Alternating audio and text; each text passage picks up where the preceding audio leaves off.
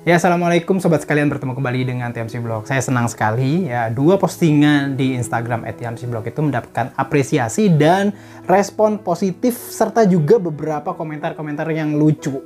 Yes, 2 hari terakhir saya memposting tentang detail yang hadir di knalpot dua pabrikan MotoGP, yaitu di Aprilia dan juga di Ducati. Detail tersebut adalah sebuah valve atau klep yang bisa dibuka dan ditutup gitu, yang pada saat itu saya bilang bahwa tujuannya adalah untuk menghasilkan engine brake. Nah, komentarnya tuh banyak banget gitu ya, kayak misalkan teman-teman sekalian ya, kalau misalkan dibaca ya di Instagram itu ya, ada yang bilang bahwa oh, mereka sebenarnya sebelum ini udah tahu hal ini, tapi nggak di motor MotoGP, tapi kayak dihadir di knalpot truk kontainer, mereka bilang seperti itu.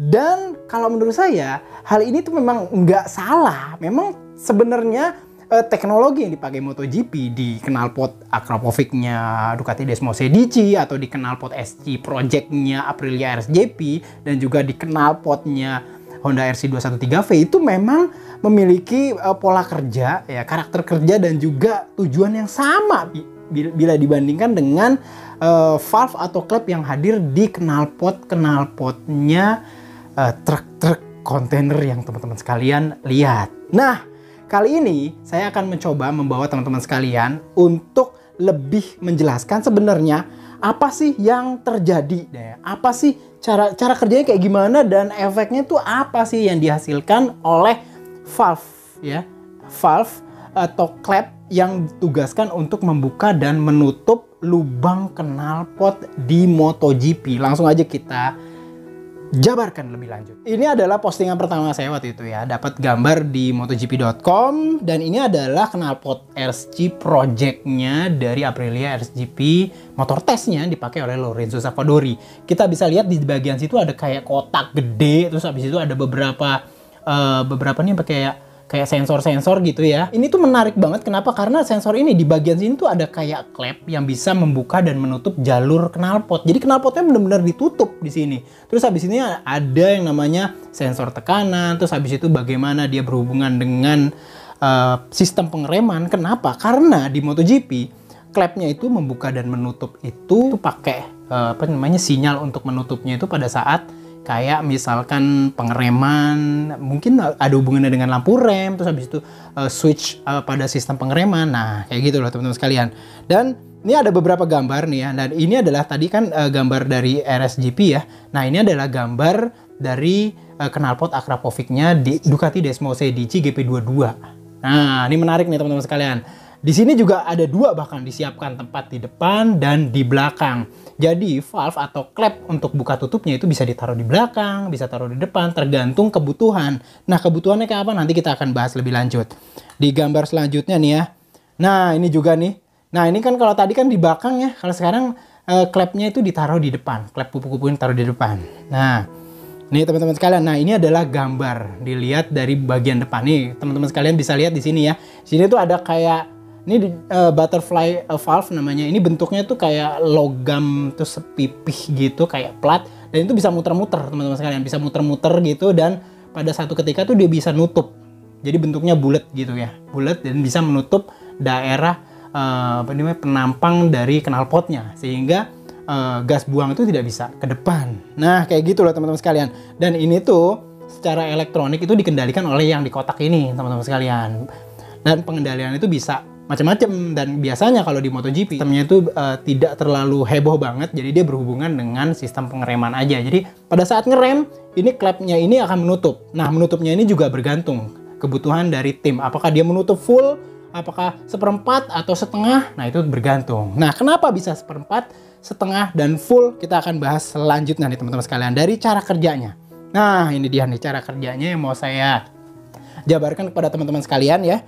Nah, ini tadi ini adalah gambar klep kupu-kupunya ya. Sementara ini adalah gambar umum mengenai sistem pembakaran di dalam piston. Nah, ini adalah gambar nih bagian bawah nih yang menarik nih teman-teman sekalian nih. Saya mencoba menggambarkan ya. Ini sebagai contohnya adalah knalpot dari Ducati. Ini Ducati ini kan knalpot yang ada di bawah buritan itu sebenarnya adalah ujung dari dua leher knalpot. Nah, dua leher knalpot dari dua silinder yang bagian belakang.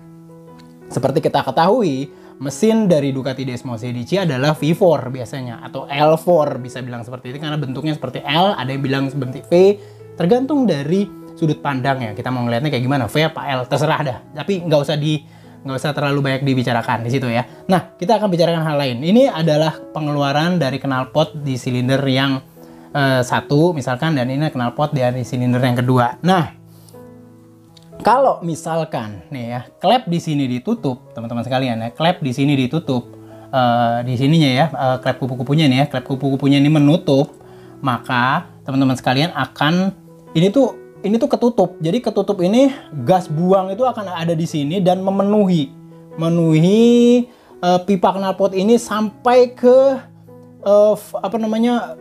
bisa dibilang manifold klep di sini. Nah, manifold klepnya misalkan di sini ini ya, di exhaust-nya ya.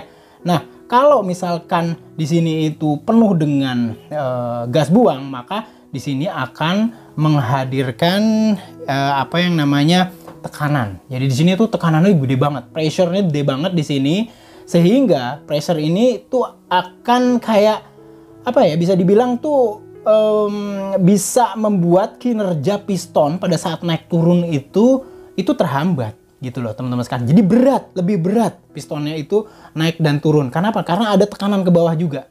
Karena ada gas buang di sini, berkumpul di sini dari yang artinya yang gas buang yang tidak bisa dikeluarkan melalui knalpot, salah satu knalpot kayak gitu ya.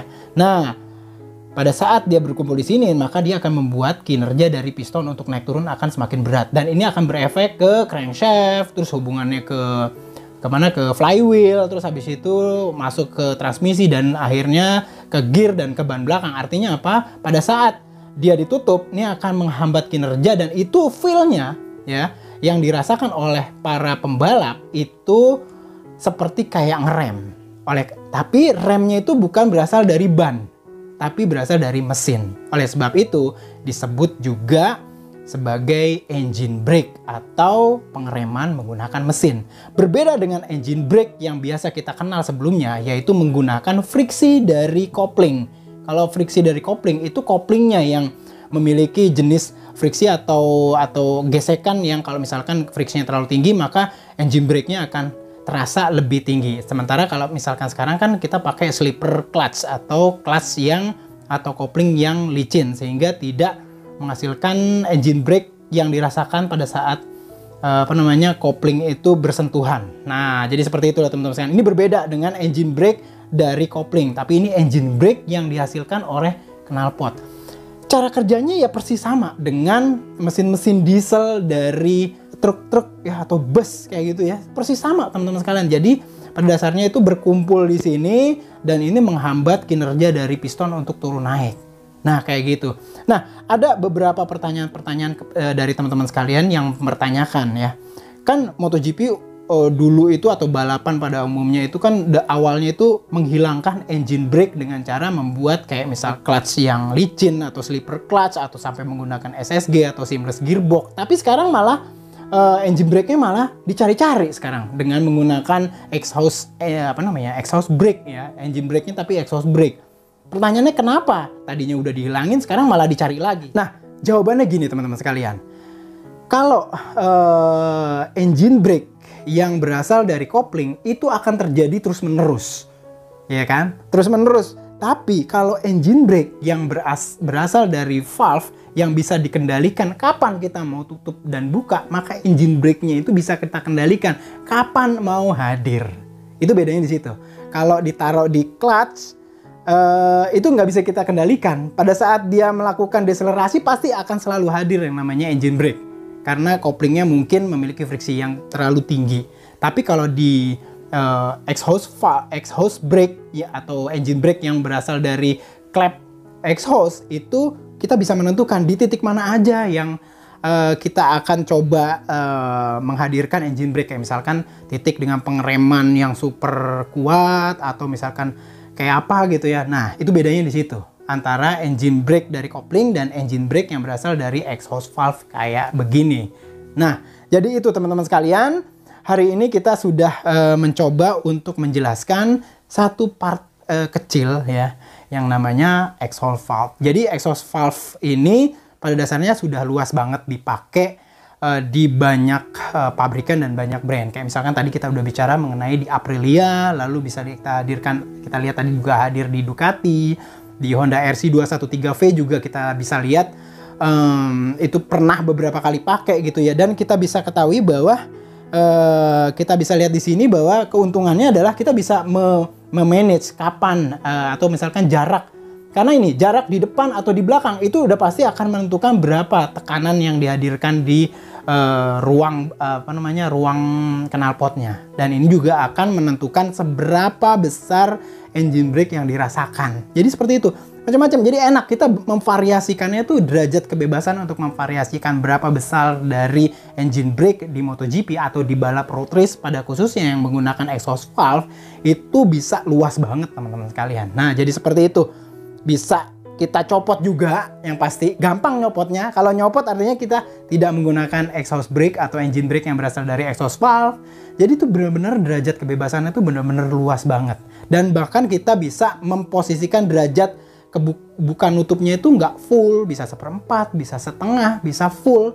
Dan itu akan menentukan berapa feel dari engine brake yang dirasakan oleh pembalap. Pokoknya ini sebuah part yang didasarkan oleh pengalaman yang udah lama banget dan bisa dibilang bukan merupakan sebuah teknologi yang baru banget, tapi benar-benar berguna banget di MotoGP zaman sekarang. Kita bisa lihat sekarang hampir semua pabrikan kecuali motor-motor yang inline 4. Kenapa? Karena inline 4 itu kebanyakan valve exhaust-nya itu 421. Jadi dari 4 silinder itu ujungnya hanya satu knalpot. Jadi satu ujung knalpot. Jadi kalau ditutup maka semuanya akan nutup. Sementara kalau kita lihat di 4 silinder V itu ada 2 yang di sebelah sini yang nggak dipakein exhaust valve. Jadi bisa dibilang kita hanya mengendalikan engine brake yang berasal dari 2 piston. Sementara 2 piston yang lain tidak terpengaruhi oleh engine brake. Dan di sini pun kita bisa bermain variasi besar dari engine brake yang dihasilkan melalui sistem exhaust valve.